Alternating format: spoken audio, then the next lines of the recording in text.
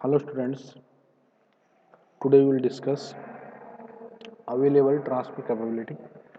So basically when we talk about the restructured power system, there will be number of transmission line in the system. Since we have number of transmission line in the system, so its management is very difficult as compared to the normal power system, या we can say that vertically integrated utility जो हमारा normal power system है जिसमें पूरा का पूरा control one person के control में रहता है, उसमें हम इजीली पावर को ट्रांसफ़र कर सकते हैं बिकॉज जो हम ट्रांसमिशन लाइन डिजाइन करते हैं as we know that what will be the power delivery. So हम जो पर्टिकुलर पर्सन है वो उसके अकॉर्डिंग उसमें पावर डिलीवरी कर सकता है. एंड अगर there is a number of transmission line in the particular area, so it is the due to the system security and system reliability. So जैसे कोई पर्टिकुलर एरिया है,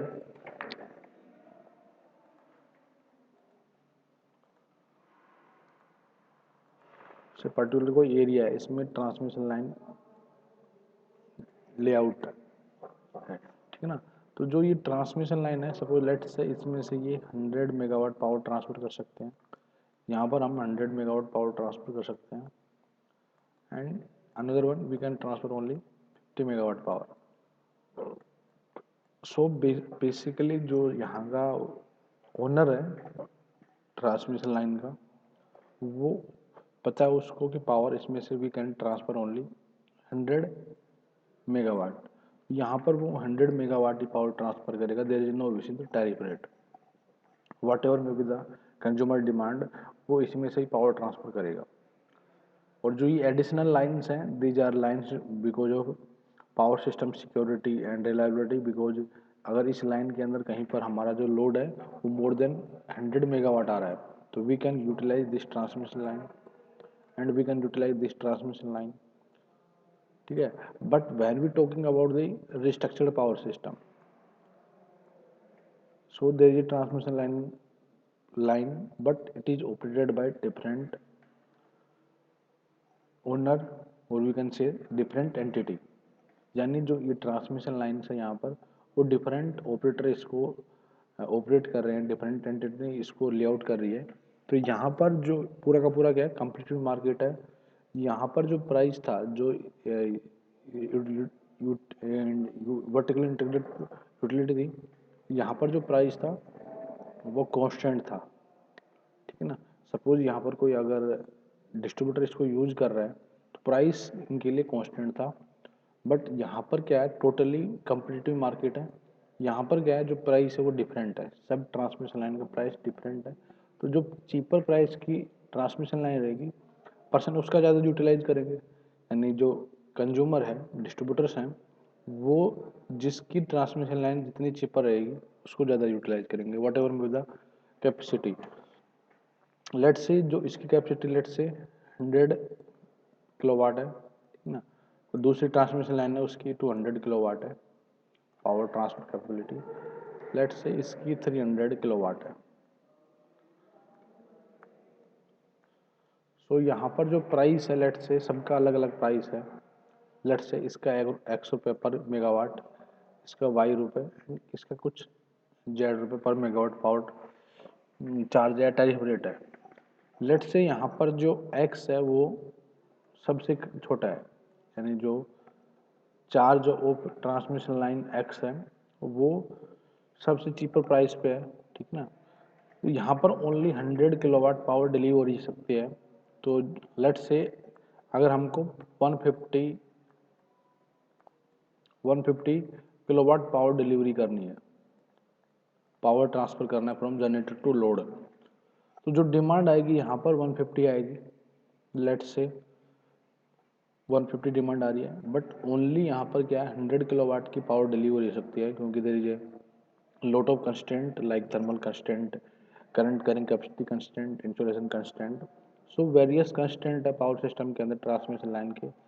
सो इनको इंश्योर करने के लिए हम यहाँ पर मैक्सिमम पावर 100 किलोवाट ही ट्रांसफ़र करवा सकते हैं.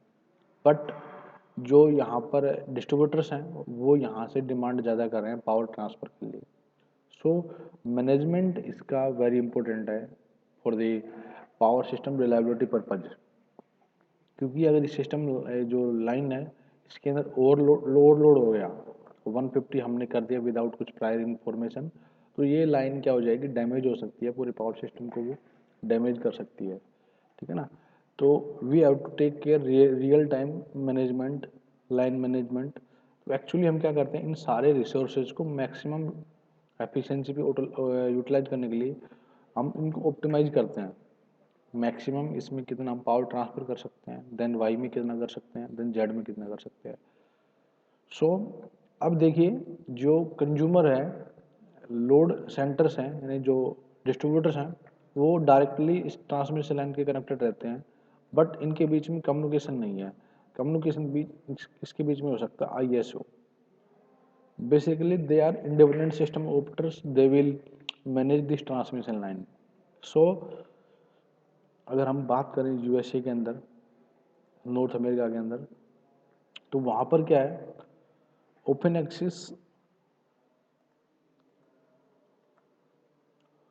Access same time information system एक वेबसाइट है, ठीक है ना। Open access same time information system, OASIS. तो बेसिकली ये क्या करेंगे, जिनकी ट्रांसमिशन लाइन है वो ऑपरेटर्स क्या करेंगे, इनको इन्फॉर्मेशन सेंड करेंगे, ISO को इन्फॉर्मेशन सेंड करेंगे। देन ISO है वो क्या करेगा,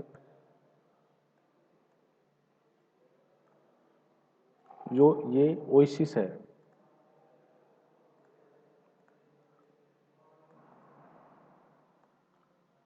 ओएसिस है, इस वेबसाइट पर डेटा को अपलोड करेगा, यानी जो ट्रांसमिशन लाइन की कैपेसिटी है उस डेटा को ये अपलोड करेगा कि what will be the available transfer capability, यानी यहाँ से मैक्सिमम पावर कितनी ट्रांसफर हो सकती है at that particular time. Then यहाँ से बेसिकली क्या है, ये वेबसाइट क्या है, एक ओपन एक्सेस वेबसाइट है जिसको कोई भी एक्सेस कर सकता है। तो यहाँ से अब क्या करेंगे, जो कंज्यूमर है यहाँ से डेटा स्टडी करेंगे, ठीक है। और इसी से डेटा स्टडी करने के बाद अगेन जो डिस्कॉम्स हैं वो ISO को इन्फॉर्मेशन भेजेंगे, जो उनकी डिमांड क्या है एंड टाइमिंग क्या है उसकी। देन ISO उसका मैनेजमेंट करेगा कि किस ट्रांसमिशन लाइन को कितना वो यूटिलाइज करेगा अकॉर्डिंग टू एफिशिएंसी, ठीक है ना। तो it's a by directional communication between transmission and distribution and जो ISO इनके बीच में कम्युनिकेशन है, जिसके थ्रू हम ट्रांसमिशन लाइन को ऑप्टिमाइज करने की कोशिश कर रहे हैं। We are trying to optimise this transmission line. तो basically before sending message to the ISO, तो सिस्टम ऑपरेटर्स या वी कैन से दैट जो ट्रांसमिशन लाइन ऑपरेटर्स हैं, they should ensure that they have sufficient amount of availability. जो order कर रहे हैं, suppose they are sending a request of 100 kilowatt, किसी particular time पे 100 किलोवाट पावर ट्रांसफर करने के लिए बोल रहे हैं, देन ये पहले इंश्योर कर लें कि इनके पास 100 किलोवाट के लिए सफिशिएंट ट्रांसमिशन लाइन है पावर कैरी करने के लिए, ठीक है। तो ये हो गया आपका अवेलेबल ट्रांसफर कैपेबिलिटी। अगर इनको डिफाइन करें तो it is the measure of transfer capability remaining in physical transmission network, यानी जो हमारे पास ट्रांसमिशन नेटवर्क है उसमें हम कितनी पावर को ट्रांसफर कर सकते हैं, that represent the available transfer capability, ठीक है। या मैथमेटिकली अगर हम इनको है तो ATC total transfer capability less than the transmission reliability margin, और we can say that ATC available transfer capability is equal to the TTC total transfer capability minus total reliability margin minus existing से transmission commitment ना। तो basically ATC क्या है, जो हमारे पास अभी available power transfer capability है तो किसी पर्टिकुलर ट्रांसमिशन लाइन के through. Total transmission capability means हम कितना टोटली पावर ट्रांसमिट कर सकते हैं किसी भी पर्टिकुलर ट्रांसमिशन लाइन के थ्रू। मार्जिनल का मतलब क्या है, TRM total marginal, total reliability marginal. तो इस मार्जिनल का मीनिंग यहाँ पर क्या है कि किसी भी ट्रांसमिशन लाइन के सारे पैरामीटर्स हैं उनको सिस्टम की रिलायबिलिटी को इंश्योर करते हुए हम कितना अनसर्टेनिटी को कवर कर सकते हैं, क्योंकि हमारे पास जो लोड आएगा वो अनसर्टेन लोड है। अनसर्टेन इन द सेंस कि जो लोड आएगा वो वेरिंग लोड आएगा, consumer को we can't say that you can use only one device, you can use only that device. So consumer की जो डिमांड है उसमें क्या है, वेरिएशन है, तो उस अनसर्टेनिटी को फुलफिल करने के लिए जो हमारे पास एक्स्ट्रा है उसको हम टीआरएम बोलते हैं, टोटल रिलायबिलिटी मार्जिन. तो basically total transfer capability the power which can be transferred through the interconnected transmission network in a reliable manner while meeting all the specific set of parameter like आपका thermal limit है, voltage limit है, stability limit है, इन सारी limit को हम specified set में define करते हुए जो मैक्सिमम पावर ट्रांसफर कर सकते हैं किसी पावर ट्रांसमिशन लाइन के थ्रू, वो हमारी टोटल ट्रांसफर कैपेबिलिटी है. देन ट्रांसमिशन रिलायबिलिटी मार्जिन, किसी भी अनसर्टेनिटी को फुलफिल करने के लिए जो हमारे पास ट्रांसमिशन कैपेसिटी है उसको हम ट्रांसमिशन रिलायबिलिटी मार्जिन कहते हैं, ठीक है ना. Then capacity benefit margin, it is the defined amount of transmission transfer capability reserved by load serving entity. Capacity benefit margin basically deal with generators, क्योंकि जनरेटर्स की रिक्वायरमेंट को फिल करने के लिए, क्योंकि जो जनरेटर्स हैं वो वेरिंग डिमांड पे चलते रहते हैं, तो उनकी रिलायबिलिटी को मेंटेन करने के लिए we have to take care of all the margins, ठीक है, in the transmission line. So basically it ensure the interconnected system do meet the generation reliability. Generation reliability, क्योंकि हमारे जो जनरेटर्स हैं वो डायरेक्टली कनेक्ट रहते हैं ट्रांसमिशन लाइन के थ्रू, ठीक है ना, ट्रांसमिशन लाइन का टच में है, तो जनरेटर की रिलायबिलिटी को मेंटेन करने के लिए हम कितनी पावर ट्रांसफर कर सकते हैं वो यहाँ कैपेसिटी मार्जिन में मैनेज हो जाएगा. Thank you.